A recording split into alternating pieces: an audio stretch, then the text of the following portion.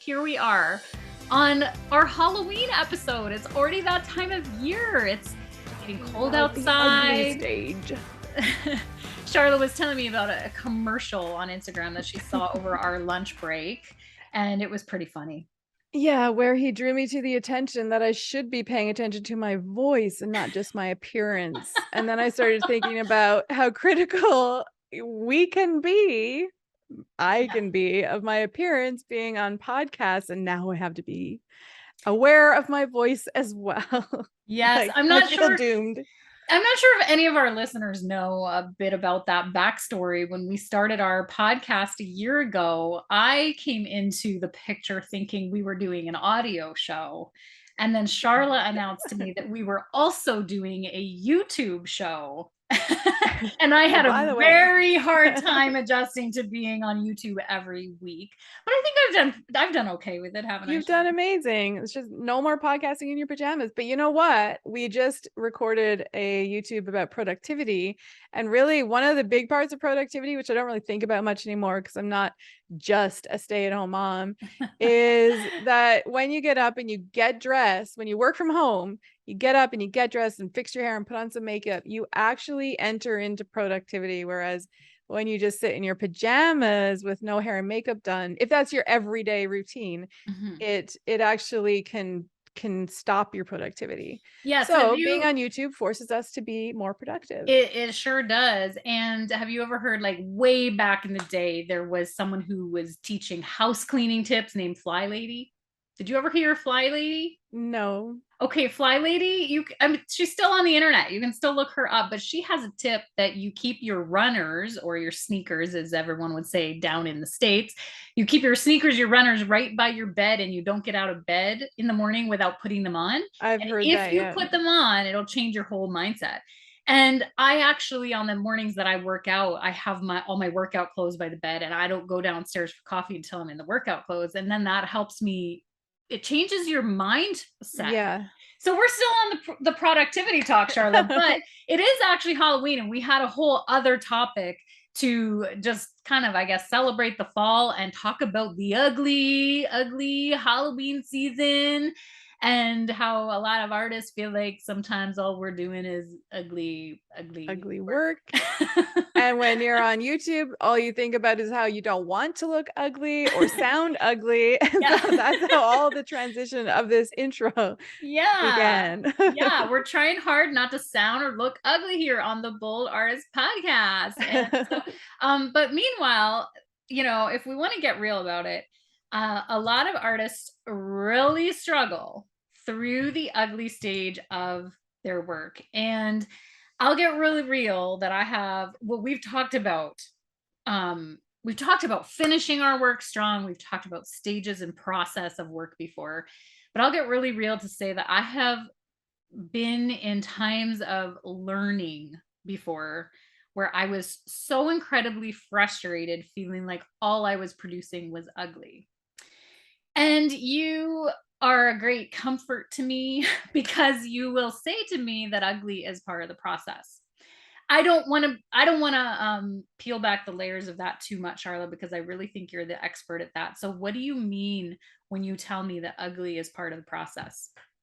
Yeah, so I think there's a couple of meanings to it. Like when you're learning, ugly is part of the process because you can't expect a great outcome when you're learning something new. You can't expect a great outcome every single time. And yeah, you actually might make some flat out ugly work. Like my opinion is, who really cares? No one has to see it. And we don't have to pretend it's nice, and we don't have to quit because we didn't create a nice piece of work. But and a lot of people find freedom in that. A lot of people already know that. They kind of know when they have an ugly piece of work. But I think the part where the freedom comes in from people is when I talk about the ugly stage in a regular piece of work. So you know what you're doing, you've created work, but you're a little bit unsure about your process, and your painting goes through an ugly stage. So when I'm teaching my classes, I inevitably hit that ugly stage every single time. Sometimes it's uglier than other times. And sometimes I wonder if I'm going to be able to pull it out of the ugly stage. So I always talk about that in my classes. And it's one of the things I hear people say most often, I would think, that it was, or at least one of the most common things that they respond with is thanking me for talking about the ugly stage, because they felt that you don't often see people's processes. So they thought their process was unique. And when they hit the ugly stage, it kind of it had impact, right? They stand back, look at their work, and it's terrible. And they don't know how to take it out of the ugly stage. They don't know if they can. And you become judgmental, you become less confident in your process and your work. And oftentimes people can quit, Mm, or they push through, but they still think they're lesser of an artist because there's an ugly stage. right. And the ugly stage is basically just an unfinished work. You know, you're in the middle of a work. It's the middle, it's not the end. When it's great, Mm. you're at the end. When it's finished, you're at the end. But when you're halfway through, it's not finished. So it's basically just a piece of work that's not yet complete. That's all an ugly stage is. Yeah, and there's so much comfort in that, because I have even wondered at times, especially when you've spoken about finishing a piece and knowing your process enough to finish a piece. I began to wonder if I even knew how to finish a piece, because I think I left off at the ugly stage and didn't complete or bring it to fruition. And I Mm-hmm. think that if an artist stops to think about like all the pieces that they have that they feel they're, they don't like, then maybe it's just that it's not finished and you haven't found Mm-hmm. that part of your process to finish. And I really, really loved giving that some thought, just kind of mulling that over about my process, because um in my different work in an illustrative context, I definitely know my process and finish strong. But if you hand me the acrylic paints and I do what you do and what many of the instructors within Bold School does, I feel like I still experience getting stuck. And so this has been really good for me, because I feel like I get stuck in the ugly. Yeah. In the ugly. And I'm like, help me get out of the ugly. So our school, through the classes within Bold School, I actually believe that the classes are exactly the answer for helping us get out of the ugly, because the instructor doesn't stop in the middle in the ugly. You Yeah. get to see it all. You get to experience it in real time. Our classes they're not time lapse, and you don't skip forward. You go with the instructor through every stage. And as you mentioned, you take students right through the ugly stage and into completion. Yeah, how to finish strong. That's what I always call it. Like learn how to finish strong so you Yeah. can bring it into an end game, like you can finish it for one, because a Mm. lot of artists don't know how to finish it, but also so that you can bring it out of the ugly stage. I think like one of the, if you're not even sure what the ugly stage means, you could think about the idea of painting in public. If you have to take your piece, take your equipment and supplies up onto a stage where there's 100 people watching you paint, it's terrifying. It's terrifying because you're unsure if you can complete it, because no matter how great of an artist you are, if you fail when everyone's watching, that's what they're going to remember. So of course you don't want to fail and not be able to paint it.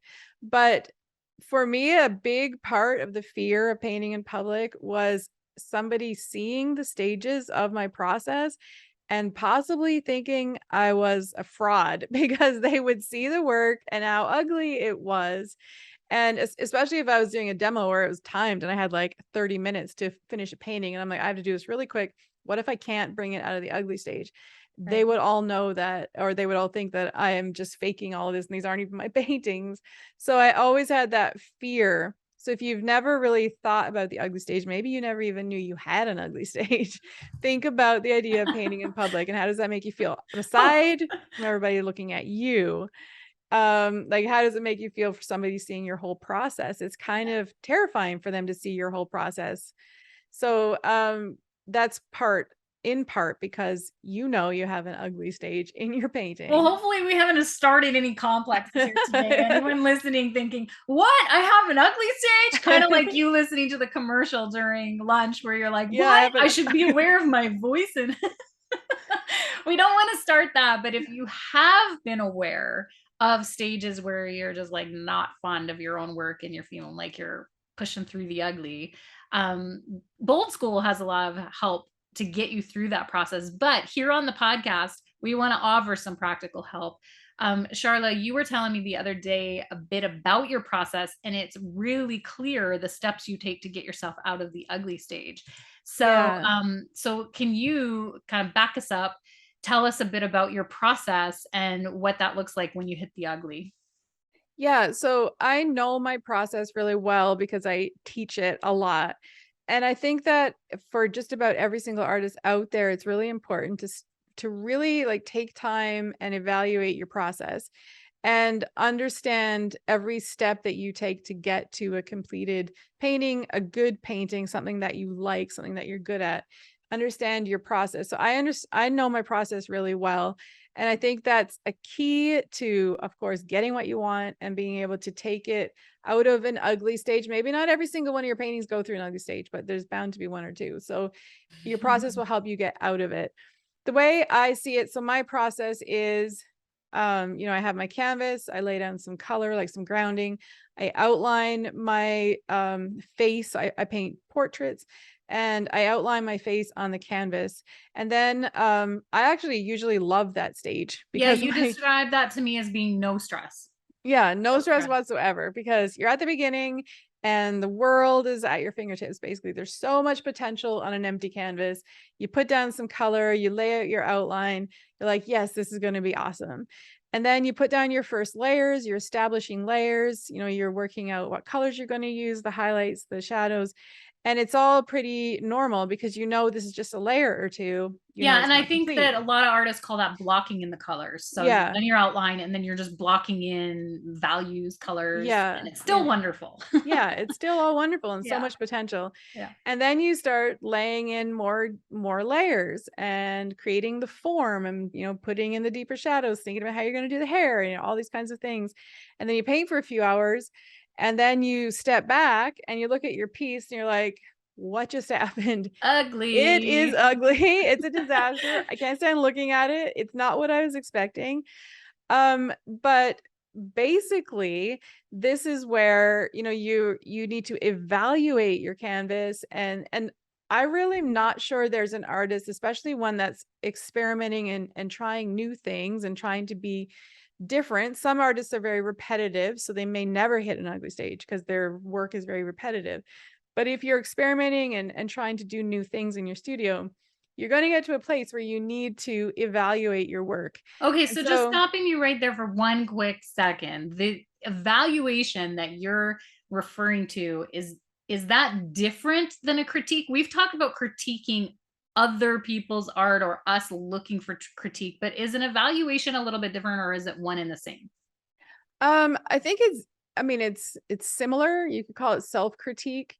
You can use some things that you would use in a critique session in your self-evaluation, but a formal critique session will involve a few different things.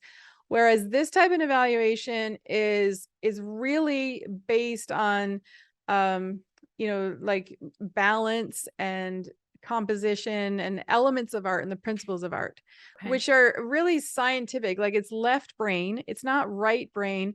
The first step of evaluation, during the ugly stage, is really a left brain evaluation Okay. because you want to be able to say, okay, well, I don't like anything about it. She doesn't even look human. Maybe, maybe you create an alien. So the first thing would be, okay, is the features correct? Like, are the features out of place? So you want to make sure that she looks human. Maybe you're painting a likeness, so you want to get the likeness in place. Then you want to look at your colors because maybe it's like making you want to vomit. It's so ugly.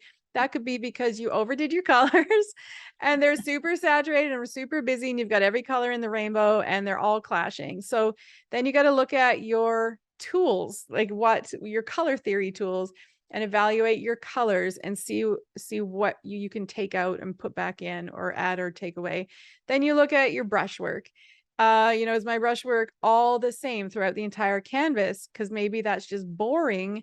And I really need to look at my brushwork and create some variance in my brushes and my lines so that there's some dominating brushes and lines and shapes, with the texture and that kind of thing on your canvas. And then you want to look at your values and see, is there enough change in value, or is it all very flat? Does it look like a foggy day and there's nothing to look at? Is there a focal point? So you're really just looking at the principles of art, the elements of art, the elements of composition, and deciding how you can change those to bring your painting into a balance which is pleasing.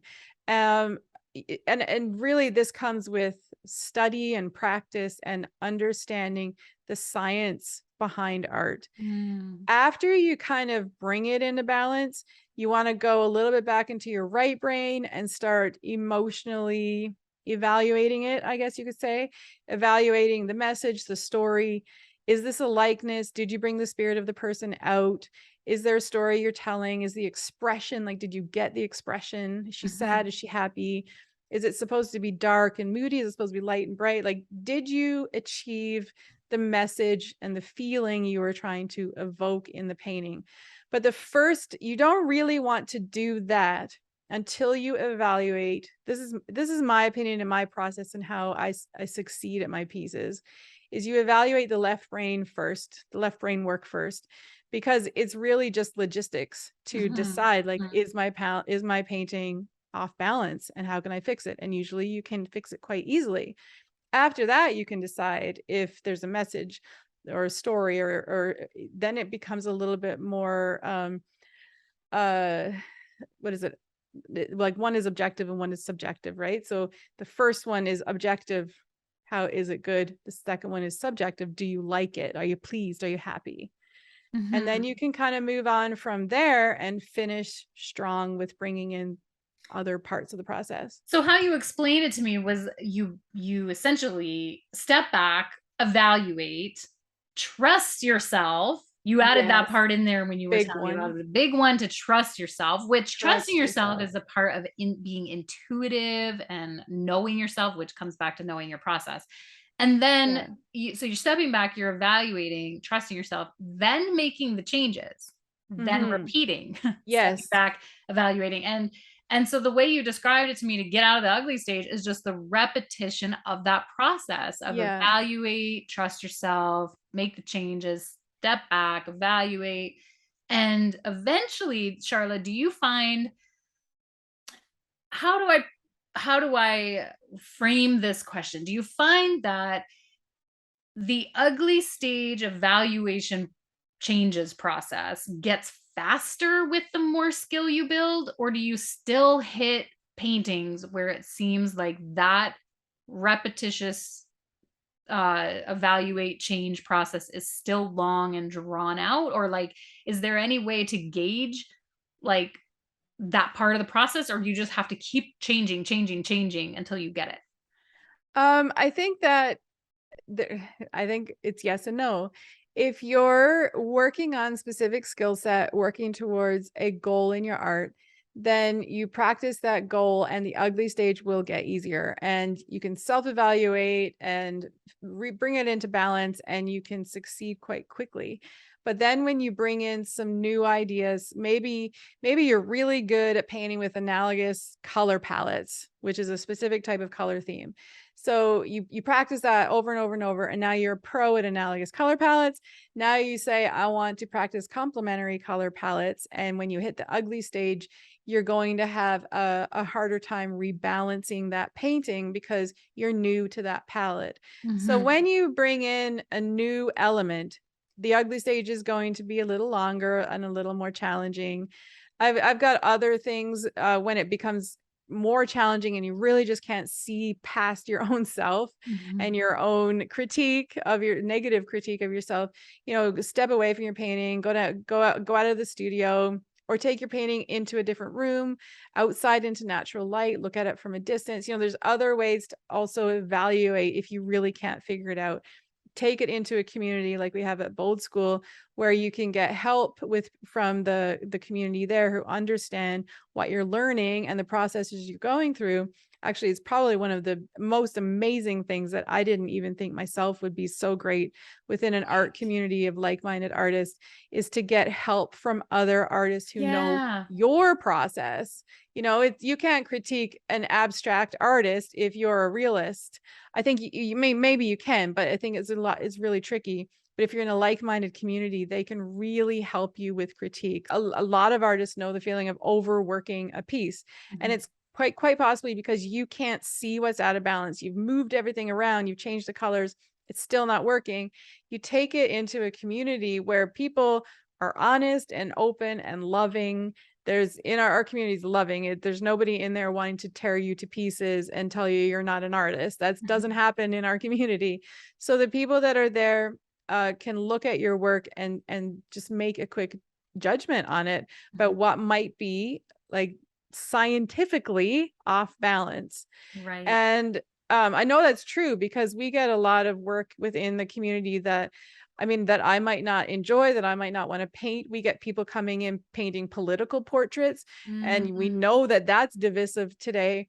But we get people painting political portraits in our community, and people that have painted political figures on the other side of the debate, and they're coming together and helping each other evaluate their pieces and make them better. And that's when I'm in awe of the community, because that you've gone beyond anything that you might think or judge about a piece, and you can look at it like thoughtfully and logically and objectively and help move it into balance and make it a successful piece. So that's what happens within our community. I mean, it's rare that political stuff gets posted, but I just think it's a really good example of how the community works together. So I do think there's a time it's really, really great for you to learn self-evaluation, because you want to be able to move through that part of your process quickly while you're in the studio, while you're in your deep work, your creative time, while you're in flow. But if you're stuck, then a community is an amazing place to go. Yeah. But you can keep a list on hand in your studio if this is kind of a new thing for you to be self-evaluating, and put things like check your color theory, check your brushwork, check your focal points, check your message. You can write all these principles of art down like a checklist. So when you're really stuck, you can attempt to look at that work critically and go through the motions of taking it out of the ugly stage. Yeah, such excellent advice. In closing of today's show, Charla, do you have any last remarks or encouragement for everyone? Well, we all go through ugly stages in our life. We all been there. We all been ugly been there in life. Sometimes on YouTube and sometimes not. I just think like what everyone has said to me in the past, like this happens to every single artist. They go through ugly stages. They may not show it on YouTube and Instagram. I try not to show my ugly stages on Instagram because I want people to see the good parts. But I can assure you they all go through it. We are just showing the parts of us on our social media and our website that have been super successful, where we were in flow and what we're really good at and what we've practiced a million times. But when you're moving through and learning something new, you're going to go through the ugly stage. So embrace it. It's part of your process, and figure out your process. Look at your beginning stages, your middle stages, and your end stages of a painting, and learn how to move through them and create a painting process that works for you, you're familiar with, and something that you can succeed at. We need successes in our studio, and knowing your process is a way to guarantee that.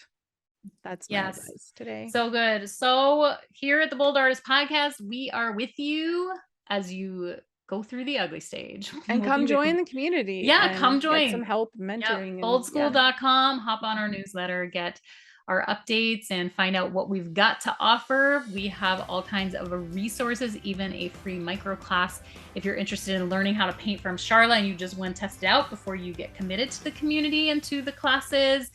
So check that out. You can find us on Instagram at Bold School Inc., on YouTube on the Bold School channel, on all audio apps, including Spotify. We've got our audio show of the Bold Artist Podcast. So happy to have you here with us today.